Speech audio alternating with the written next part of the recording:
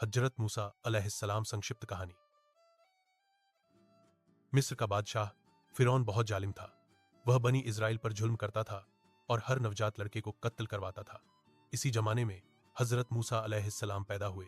अल्लाह ने उनकी मां के दिल में इल्हाम किया कि वह अपने बेटे को एक संदूक में रखकर दरिया में बहा दें। अल्लाह ने इस मासूम बच्चे को महफूज रखा और संदूक बहता हवा फिरौन के महल तक पहुंच गई। फिरौन की पत्नी ने मूसा अलैहिस्सलाम को गोद ले लिया। वक्त गुजरता गया। मूसा अलैहिस्सलाम बड़े हुए।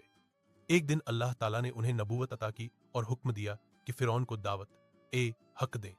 मूसा अलैहिस्सलाम ने अपने भाई हजरत हारून अलैहिस्सलाम के साथ मिलकर फिरौन को समझाया कि वह अल्लाह की बंदगी करे और बनी इजराइल को आजाद कर दे, मगर फिरौन ने मानने के बजाय मजीद जुल्म बढ़ा दिया। आखिर अल्लाह ने मूसा अलैहिस्सलाम को हुक्म दिया कि अपनी कौम को लेकर मिस्र से निकल जाए। जब वो समंदर तक पहुंचे तो फिरौन अपनी फौज के साथ पीछे आ गया। बनी इजराइल घबरा गए, मगर मूसा अलैहिस्सलाम ने अल्लाह पर भरोसा रखा। अल्लाह ने हुक्म दिया कि अपनी लाठी समंदर पर मारे। चमत्कार हुआ, समुद्र फट गया और बीच में सूखा रास्ता बन गया।